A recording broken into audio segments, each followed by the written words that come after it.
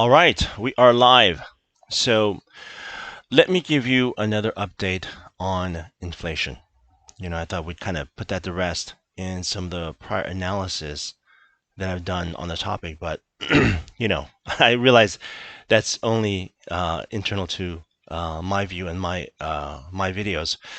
I was at a party recently, and there were some people who are still debating about the whole inflation, hyperinflation thing. So I thought now's a good time to give an update because there is something that we need to discuss. There's something that's happening in the press, and we're going to go over the headlines and the news, and it's all very conflicted.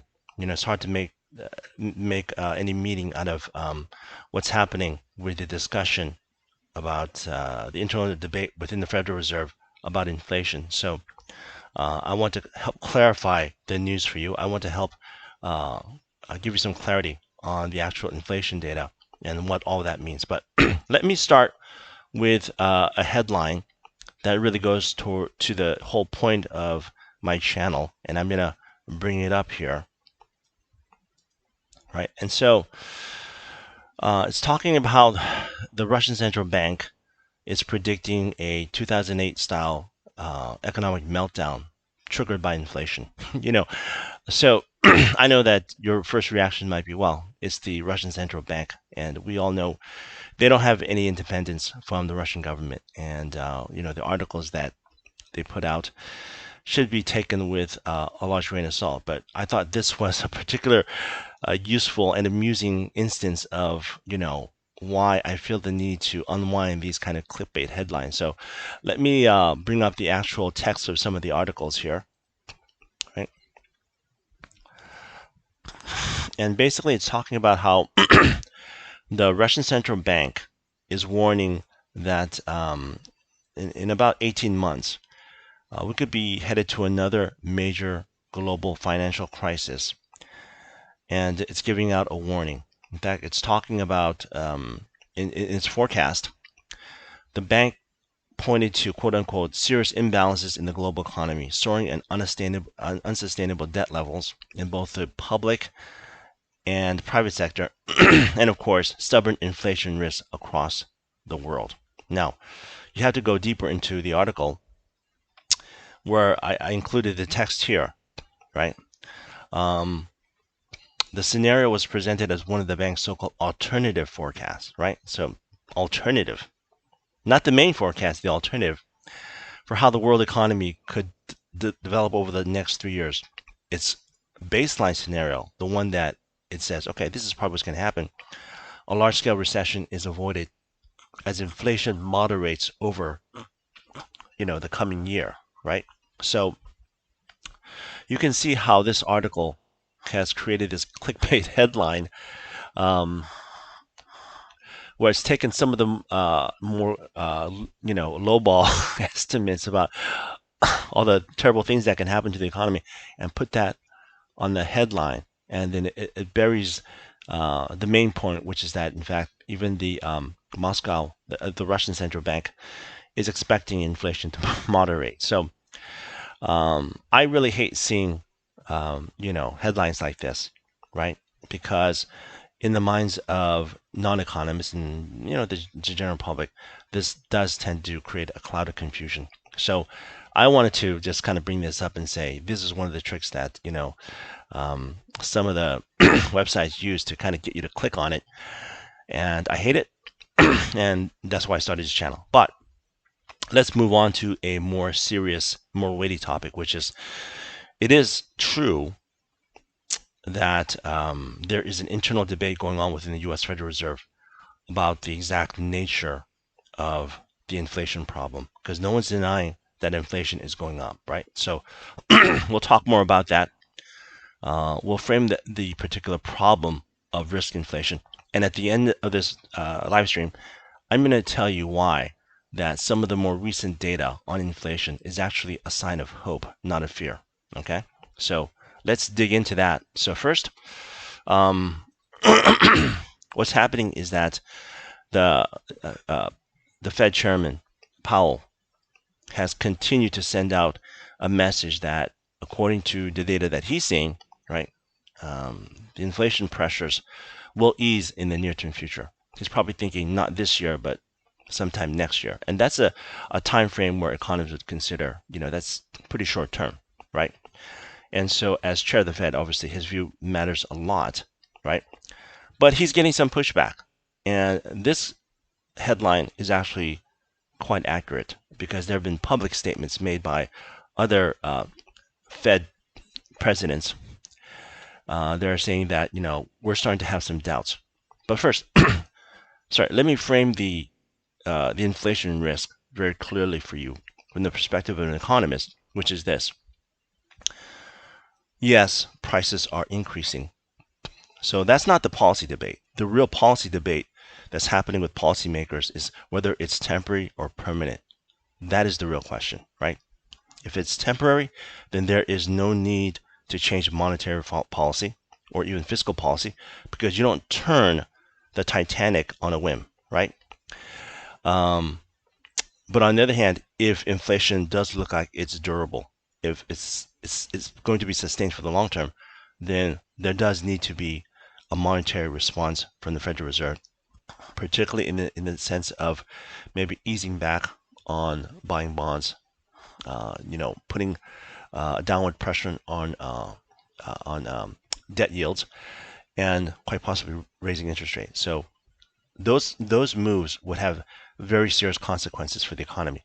So this question about whether inflation risk is temporary or permanent really means a lot to a lot of people, right? So let's dig further into this.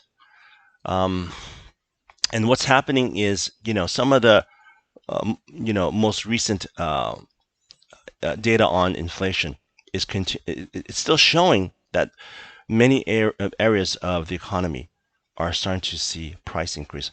A particular concern that has come up recently in the news and in policy debates is that housing prices are continuing to go up. Now, if you've seen the other videos that I've made about the housing market, I make a clear prediction that house prices are not going down anytime soon, right? An analysis of simply the inventory of houses that are available for sale shows you that it's not something that we can anticipate in the near future, or maybe not even next year, right?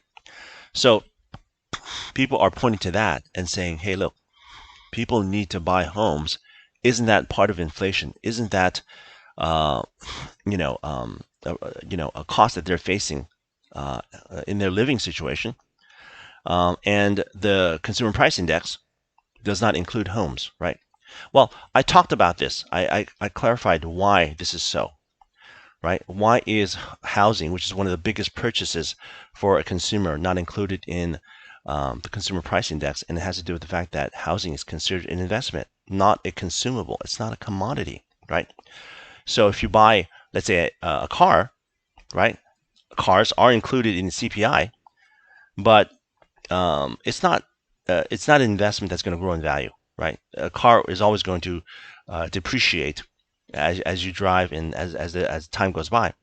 But on the other hand, a house, right, is an investment, or certainly can be an investment. Certainly an investment now because house prices are shooting up, right? And so that's the rationale, for why it's not included in the CPI, because the value of that could actually increase and could be it could help you long term in your finances. So that's why. Now, I do understand on a practical level, hey, buying a home right now is super expensive.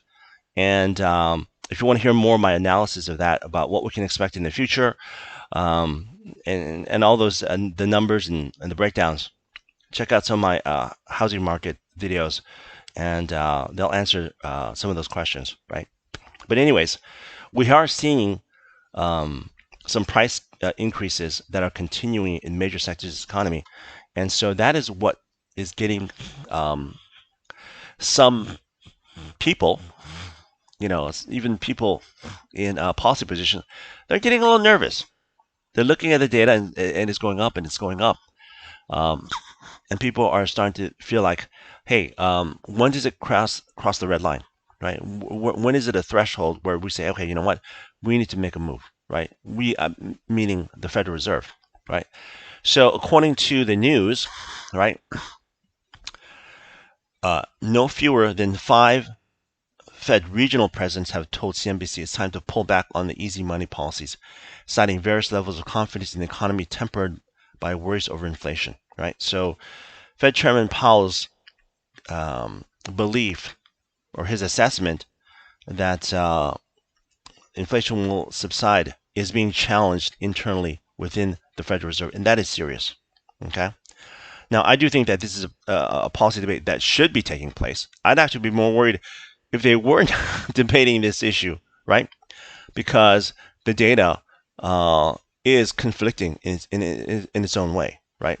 In the sense that we still believe, as I do, that inflationary pressures are temporary. But in the face of this constant month after month of rising prices, you start to feel a little jittery and say, hey, maybe we need to ask what's going on here. Okay. So this internal debate, like I said, could have serious consequences for the economy because if the Federal Reserve has to increase interest rates, then that's going to have a major, major impact on the real estate market, and it's going to have a dampening effect on the stock market. So it could hit your portfolio, it could hit the value of your home. So this is a very serious policy debate, right? And so one of the Fed presidents, Patrick Harker, is making the point that, hey, you know what? We as the Federal Reserve have already hit our target of 2%, right? 2% inflation is really, really low. Historically, it's extremely low. But in any case, he's making the point that, here we go. Here's the quote. There's also some evidence that they may not be so transitory, and that's a risk I worry about, right? So he's looking at the data and saying the cup is half empty, you know, um, and he's making the point. Look, we already did our job. We kept inflation low, um, and now it's rising up again. So we need to take some action, right? So that's only one quote, though. Okay, he's only quoting one quote. So uh, 5 other, you know, Federal Reserve regional presidents said it's time to pull back on the easy money policy, right?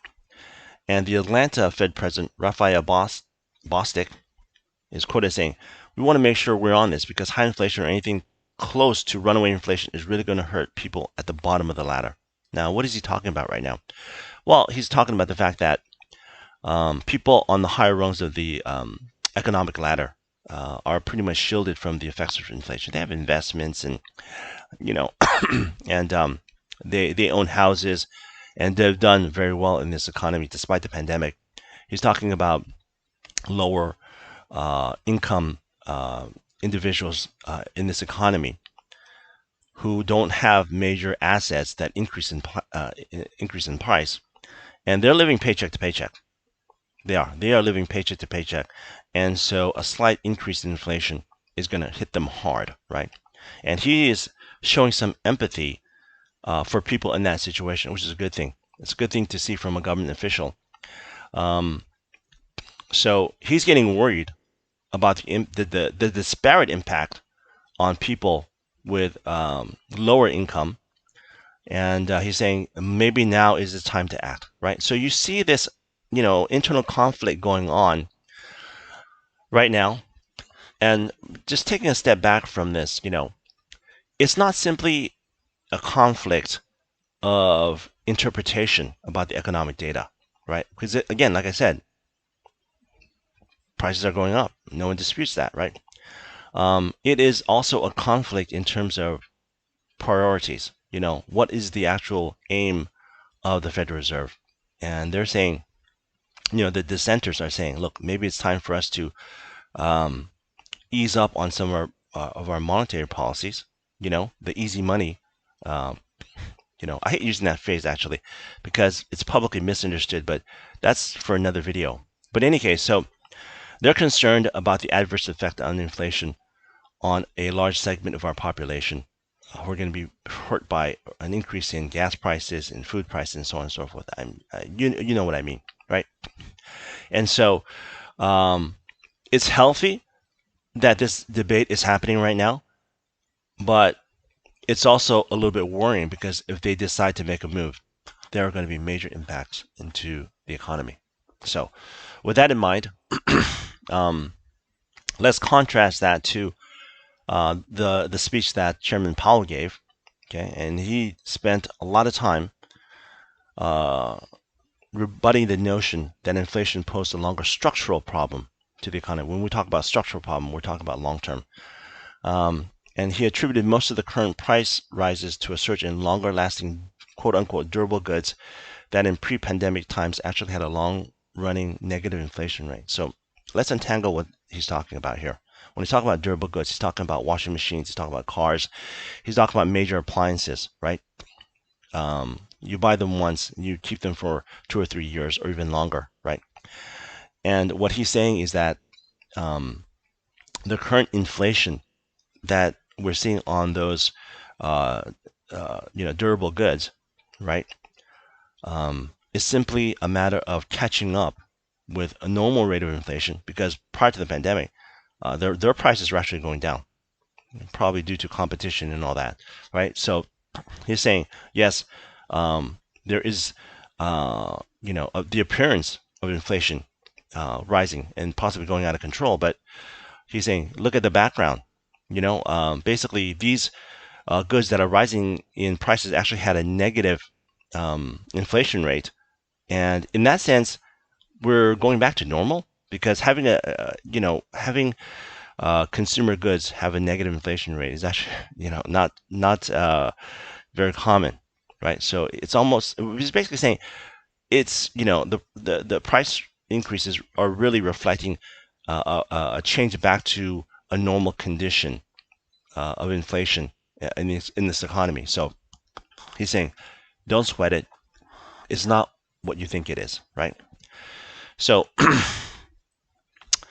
Um, and he's also, I'm going to enlarge this so that you guys can see it better. Moreover, he said that there is evidence that one key area of inflation, used car prices, has stabilized and is likely to bring the overall rate much closer to the longer trend, right? Um, Earlier Friday morning, the Commerce Department reported that the Fed's preferred inflation gauge, the Personal Consumption Expenditure Price Index, had expanded by 3.6% from a year ago, the fastest pace in about 30 years. Okay. So he goes on to quote, putting that in perspective, the spike in inflation is so far largely the product of a relatively narrow group of goods and services that have been directly affected by the pandemic and the reopening of the economy. We are also directly monitoring the prices of particular goods and services most affected by the pandemic and the reopening, and are beginning to see a moderation in some cases as shortages ease. Okay, so what is that all, what does all that mean? Okay, so it does note that the personal consumption index rose by quite a bit, but again, he's pointing in his speech to the fact that those increases are happening to goods and services that we would expect to increase because of the pandemic conditions, right? So he's saying those price increases on those particular goods and services are kind of like a canary in the coal mine, right? They're watching that and saying any change in movement uh, on those particular goods is going to give us an indication of whether the pandemic effects are dissipating, right? And in fact, he is saying that according to the data that he's seeing, there is some moderation, especially he's pointing to the used car prices. So, um, so what's happening really here is that the data is the data, but different Fed regional presidents are emphasizing different parts of the inflation data that's coming in, and saying this is telling me something, but Chairman Powell is basically looking at the whole you know the whole pricing data that's coming in, and in his assessment, he's saying, look, things are starting to cool, so let's not hit the panic button just yet. Okay, I know the Russian central bank is saying that the world economy is going to go into a meltdown, but he doesn't believe them, evidently. So now I mentioned in at the beginning of the video that the price increases, especially the global price increases, may actually be validation of what Chairman Powell is saying. And right now, you're probably scratching your head and saying, wait a second, how can that be? Chairman Powell is saying that the price increases, the inflationary pressures are actually easing, and now you're telling me that the rise in prices, the rise in inflation all over the globe is actually proof that he is right? How can that be?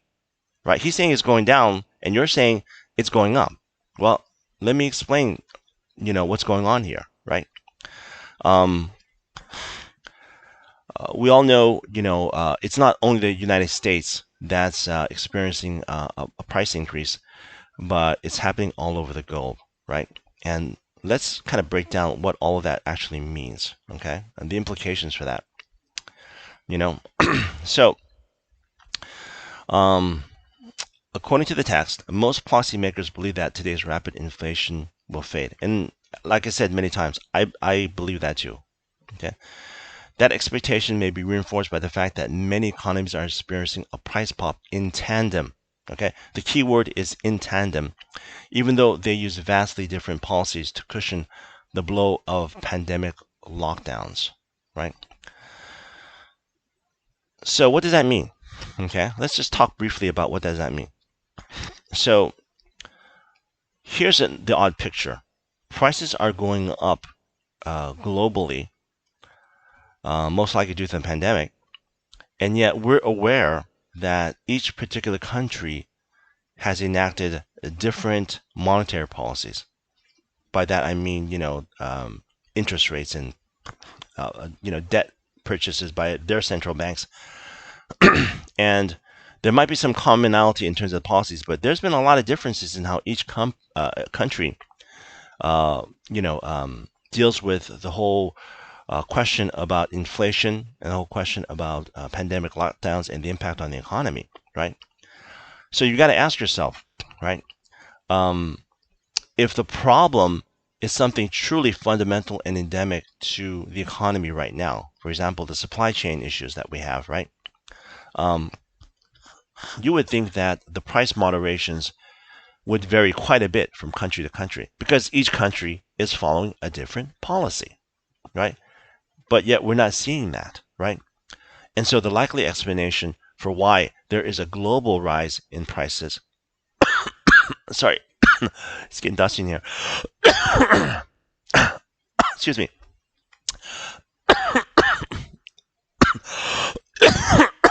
Oh boy. Oh boy. Sorry about that. Oh boy, this always happens when I'm live streaming. Um, so this means that the most likely um, causal factor of a global rise of prices is in fact the pandemic itself, right? In the previous video, I talked about the impact of the Delta variant on the United States. It looks like there's some signs that it's having a dampening effect. I will talk about that in a subsequent video, but let's get back to the point about the global price increase. So continue on.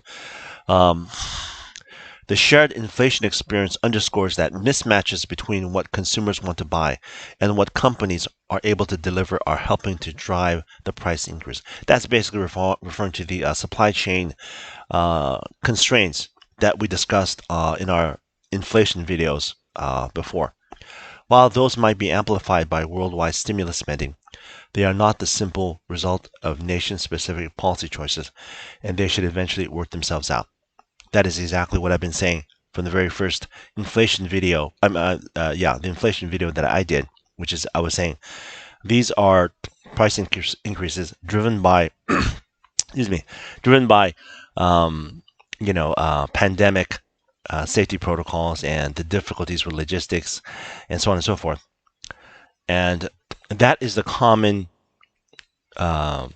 factor that is applying to all these countries who are all using different variations of government policies to try to deal with the economic impact.